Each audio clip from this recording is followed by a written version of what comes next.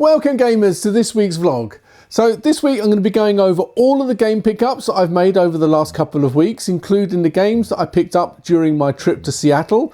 But before that, let's just go over the games I've been playing this week and all the trophies I've been earning.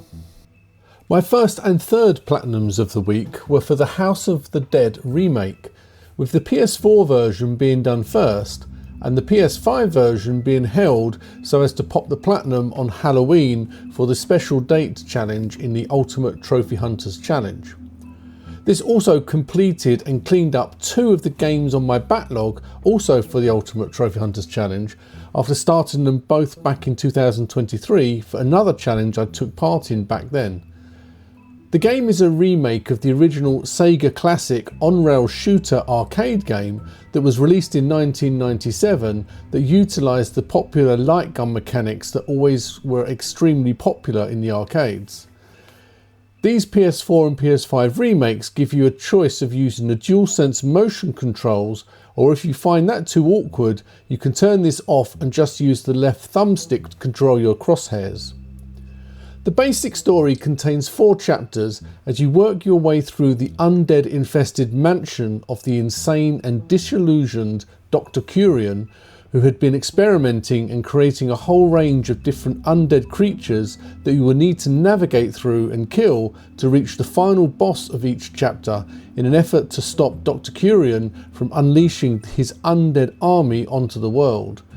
You play as Agent Thomas Rogan, who is dispatched to stop Dr. Curian's evil plan and rescue a bunch of scientists along with Rogan's fiancée Sophie Richards, who has also been captured by Curian. As you progress through each level, the path you take is determined by a number of factors. For example, simply shooting at a specific door or destroying something that is blocking a path will take you down that route. But your path can also be determined depending on if you manage to save one of the scientists or kill a specific enemy, with many different paths branching out from each other. You initially only have the use of your pistol, but if you reach the end of the game and manage to save all of the scientists, then you will unlock the armory, which then places weapon crates around the mansion, and then once you find and shoot these crates, you will unlock specific weapons that will be added to your inventory for future runs. This means, although the game at first can be a little challenging trying to ensure all the scientists survive, once unlocked, weapons like the grenade launcher make future runs, even on the hardest difficulty, extremely easy, so all in all the game is only about a 3 out of 10 in difficulty. The trophy list is pretty standard for this type of game. Kill a certain amount of undead along with getting different multi-kills and making sure to discover and kill every type of enemy in the game. Defeat each of the 4 chapters' final bosses, saving and killing the different scientists, as well as some specific trophies like finding and killing 4 rats that could be found running around in the house. There is also a trophy for taking every possible path through the house and making sure that you pick up every collectible on a single run by destroying the crates that contain them, then shooting them again to pick them up. It's not a particularly long game at about 5 to 6 minutes per chapter, so you can finish each run through the game in around 20 to 30 minutes, with the longest run being the first when you only have a pistol, and with subsequent runs being a bit quicker with the far superior firepower you find and unlock along the way. Although I originally started both stacks of this game back in 2023 for the other challenge I was doing, for that challenge I only needed a couple of very quick trophies that you get right at the start of the game, so I'd not really played through it very much at all. I had a lot of fun playing through the game this week, however, even having to complete 2 stacks of it for my Ultimate Trophy Hunters Challenge. And although, like in the arcade game, the game can be played in co-op, it is unfortunately only for local co-op play on the PlayStation, and so I had to complete the game once using 2 controllers for a co-op trophy. Although this was actually very easy to do when using the grenade launcher to just blast your way through and just leave the second controller sitting idle. My second platinum this week was for Color Guardians, which was another backlog game cleanup for my Ultimate Trophy Hunters Challenge. The trophy list for Color Guardians is shared between the PS4 and the Vita, and having been given out for free on PSN as a monthly game back when the PS Vita first came out, I actually started the game up on the Vita back in the summer of 2023 for the same trophy challenge I played for the previous House of the Dead remake games. The game also offers a cross-save facility as well, so when deciding to clean the game up from my backlog this week, I decided to transfer my save over from the Vita to the PS4. The game is best described as a fast, side-scrolling, auto-running puzzle rhythm game that at its core combines quick thinking and fast reflexes with some frantic gameplay, as you constantly have to change the colour of your Guardian to navigate through various obstacles, collecting coloured orbs as you try to restore colour to the world. The basic story is that an evil colour thief, Krogma, has drained and stolen all the colour from the world, and it's down to the 3 colour guardians that you can play as to restore the colour back to the world. You achieve this by turning yourself into one of the 3 colours, red, blue or yellow, which you must do as you are only able to pick up a colour orb when it matches your character's colour. When the level starts, you automatically start running from left to right, and there are 3 different lanes which you can move up and down between using the left thumbstick or D-pad. As you approach a colour orb, you change your character's colour using the controller's triangle, square and cross buttons. However, the orbs can be placed in any of the 3 lanes, and different colours can be placed close together, requiring some very fast reflexes to keep changing your character's colour to match the next orb.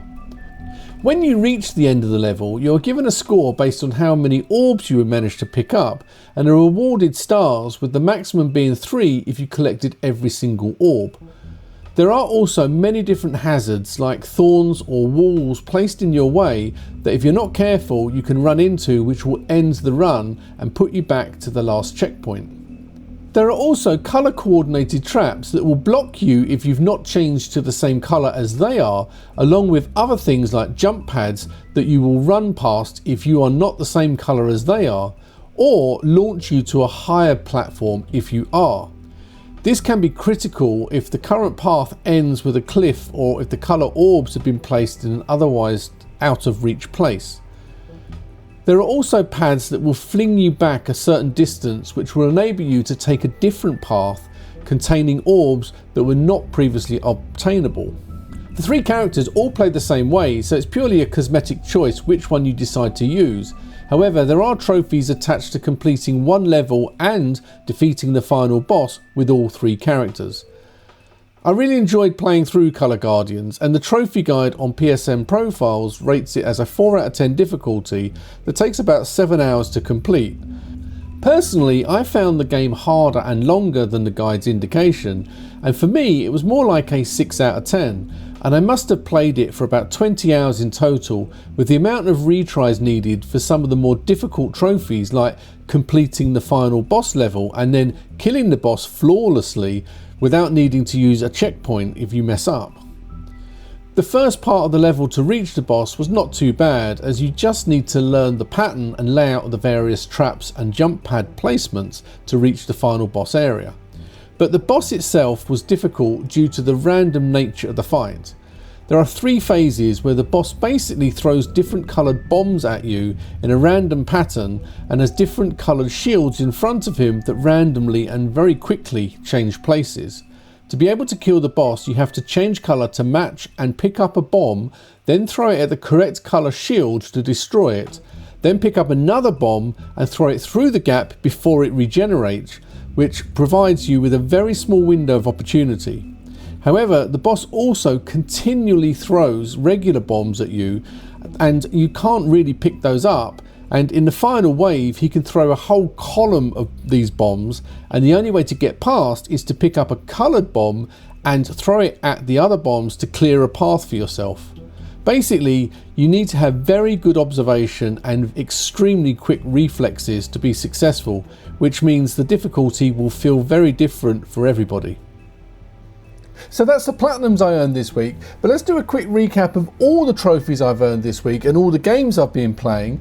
And looking at my PSN Profiles trophy log, we can see starting off last Sunday where I played some Dead Nation Apocalypse on the PS4, then moved on to the House of the Dead remake on PS5, then coming over to the next set, it's Dead Nation again, I did that, and then I moved on to Zombie Tycoon 2, Brainhoff's Revenge on the PS3, and working through that, then I moved back to the House of the Dead remake, as obviously I had to prep this game and have that ready to pop the platinum on the 31st for the Halloween. Once I got that all prepared and ready, I then moved on to House of the Dead remake for PS4 because I thought I might as well go straight onto that while it's fresh in my mind and go through and get the platinum on that, as I had the PS5 version all set and ready to go for Halloween, and as I had the same game but on a different stack already on my profile for the backlog, it's good to get them both cleaned up for the Ultimate Trophy Hunters Challenge. So I played that all the way through to get the platinum.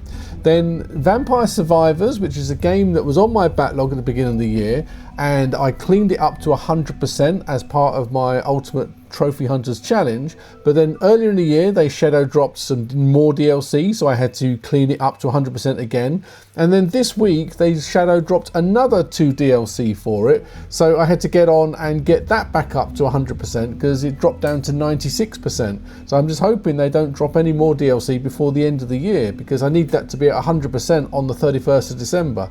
But it wasn't too difficult. I went through and I played that. It was good fun. The DLCs were quite enjoyable, and I got all the trophies and got back up to 100% again. Then back on to Dead Nation. I'm playing through the co-op on Grim difficulty with Vidbacker, and again it's to clean it off my backlog for the challenge.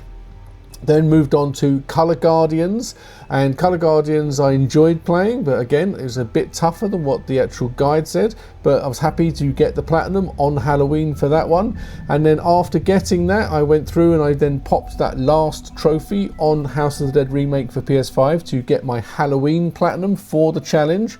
And then on the sort of late evening on the 31st through to the early morning of the 1st, I did a couple more trophies on Dead Nation Apocalypse, and that's taken me up to 326 platinums now, and that's a trophy completion percentage of 84.91 currently.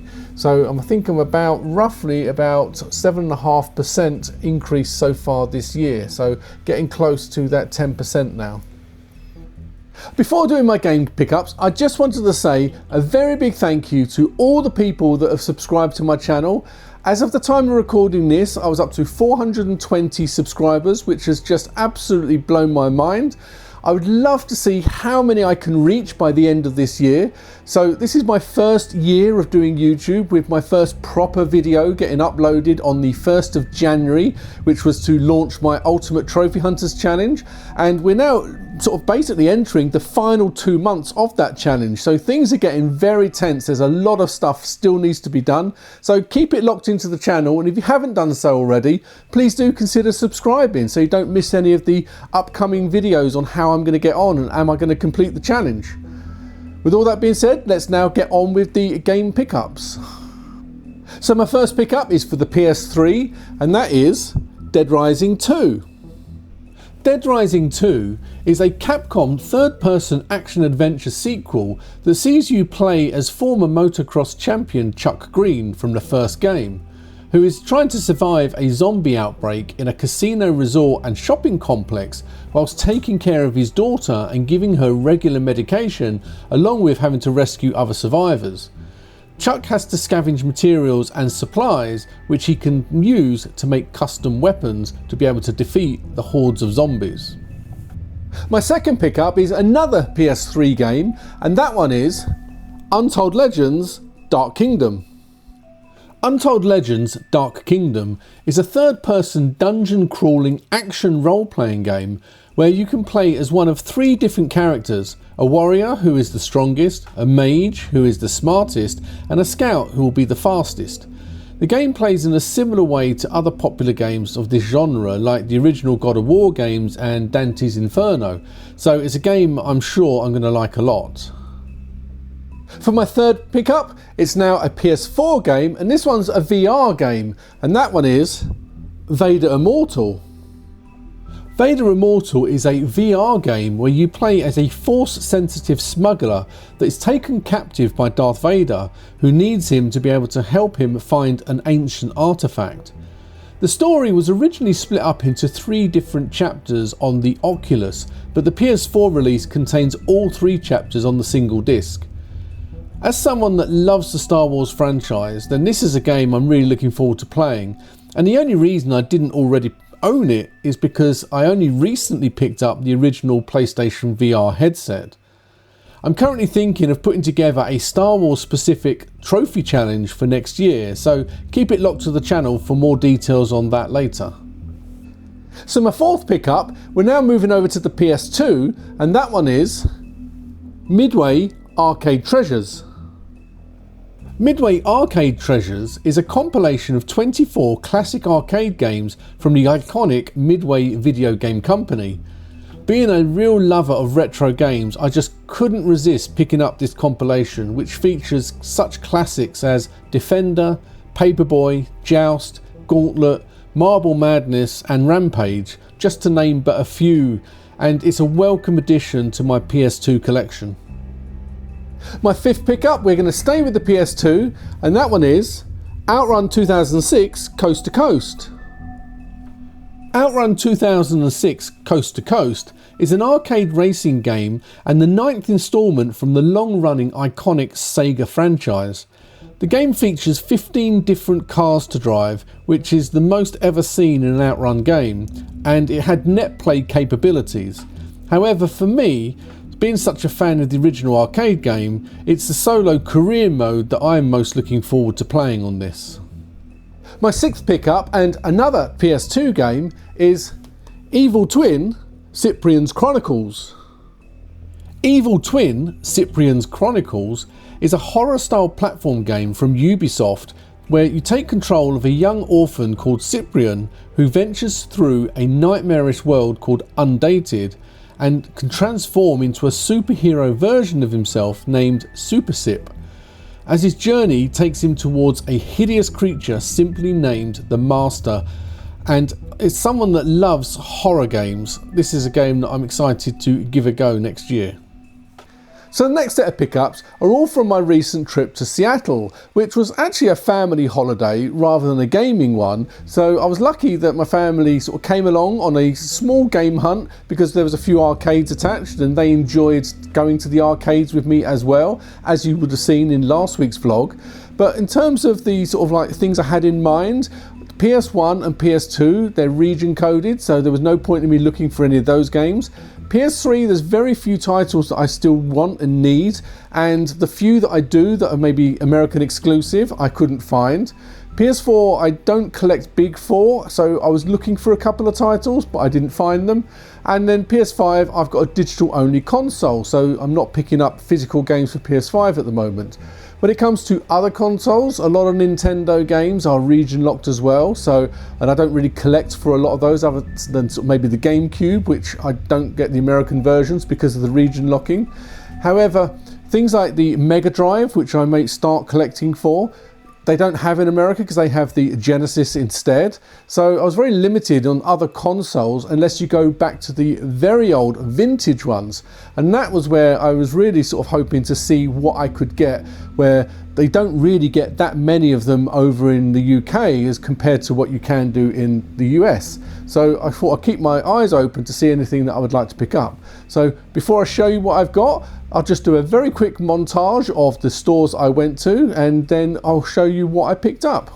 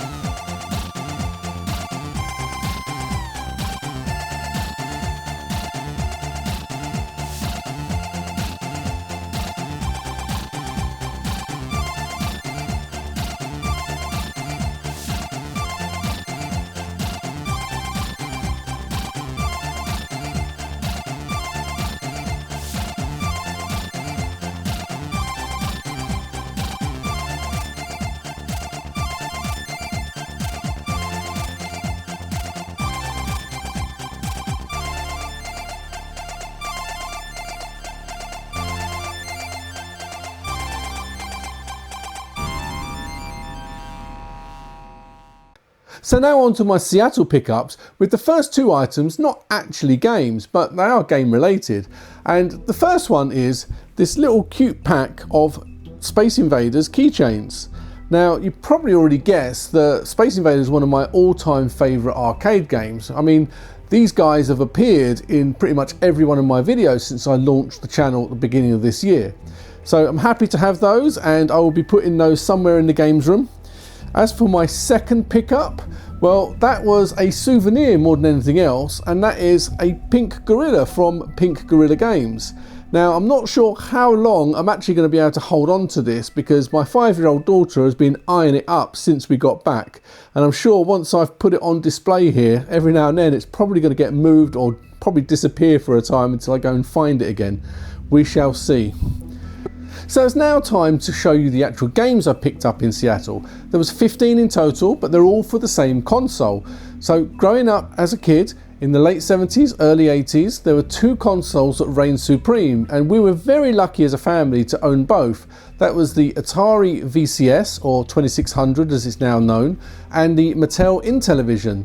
And it's the Intellivision that is very difficult to get hold of games over here in the UK, especially in good condition, where they have their box, their inserts, as well as the manual. And over in the US, I happened to find quite a few, so decided to add to my collection of those. And the first up with that is NASL Soccer, or football as we call it. And essentially I'll show you that this is the inserts that you get for the controllers, and this is what's usually missing when you find them in the UK. And essentially it's a fun game, you know, playing with your friends, and we played this for hours and hours and hours on end during the summer holidays.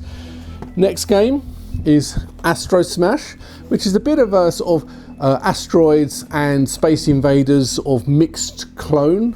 Very good fun. If you've not seen that before, I highly recommend you give that one a go.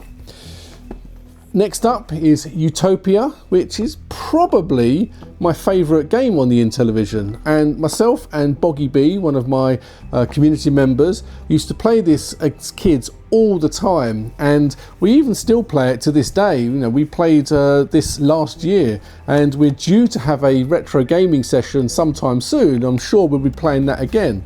But fun game, absolutely love it. It's probably the first ever turn-based strategy game that ever came out. So a lot of history with that one.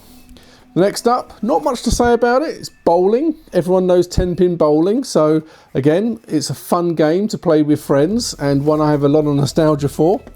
Same as with the next one, which is tennis. Again, tennis, everybody knows. It's a fun sort of game to play with your friends.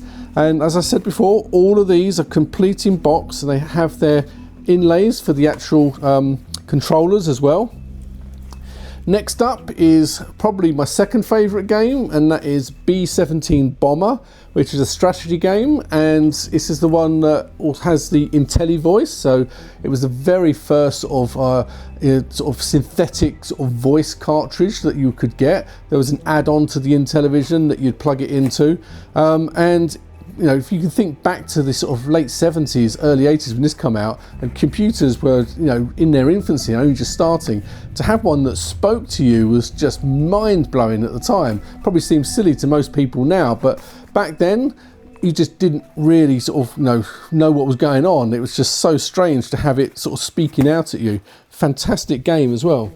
And the next one up is Space Spartans, which is another sort of strategy sort of space game, and this is another one with the IntelliVoice, so this spoke to you as well. Another one that is probably one of my favourites, and I know this is Boggy B's favourite, and that is Tron Deadly Discs, obviously based on the Disney Tron film. And this one you're battling against the other people with your discs. Again, absolutely fantastic game. I love it. I was never as good at it. Boggy B used to go all the way to the end and get over 1 million points, and he's still phenomenal at the game. Another Tron game up next, which was Tron. There were 3 games for Tron on the Intellivision, and this is the second. Really fun game. As it says, it's a Tron. You're having to go through the circuit boards, trying to sort of navigate your way through the maze to defeat the evil thing at the end. Really fun game. Really loved that one a lot. The third one is one I'm going to look out for, and that's one that also uses the Intellivoice. The next one up is Sea Battle. Again, a good strategy game where you're battling against each other with various different sort of naval fleets. Good fun game. We played that a lot when we were kids. Next up is Lock and Chase. Lock and Chase is a bit of a sort of Pac-Man clone. You're sort of going around a maze, gobbling up sort of all the coins that have been dropped while the police are trying to catch you to try and essentially put you back in prison. So great fun game. Like I say, Pac-Man clone. You can't go too wrong with Pac-Man.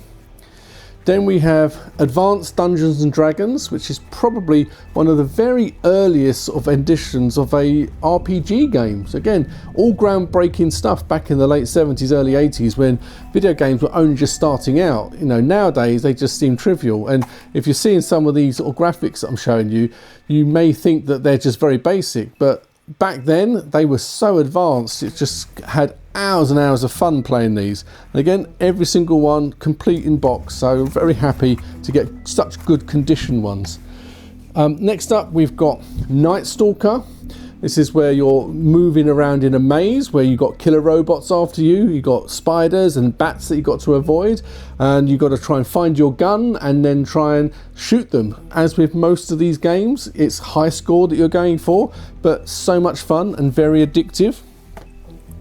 Next up we've got Sub Hunt, again another strategy based one, and this was good fun, just going around and trying to blow up the other fleets. And again, it's just one that growing up we played it a hell of a lot. And then lastly, final game was horse racing. And if you know what we're like as kids, you know, gambling was something that we loved to do on the computer, and this is based around you betting on the horses and essentially then controlling them to see whether you can win, and obviously the person that gets the most. So you could, if you wanted, bet on your friend, and essentially if he then won, but there was other sort of people playing as well, so you could try and stitch each other up. But it was such good fun, and obviously everything's complete. So I'm very happy to add all 15 of these games to my collection, and it's really started me wanting to collect more for it.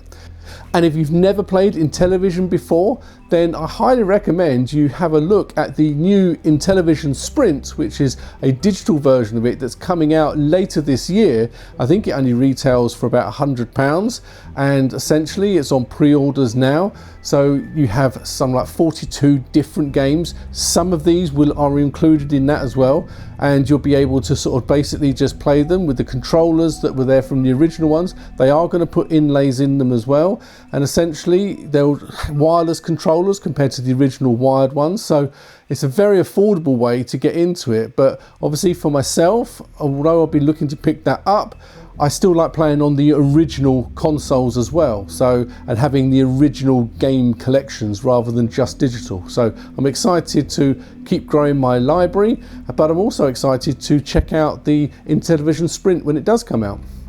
So I hope you enjoyed all of those pickups. Please let me know in the comments what games you saw from my pickups today, whether it's the PlayStation ones or whether it is Intellivision that you'd be interested in giving a go.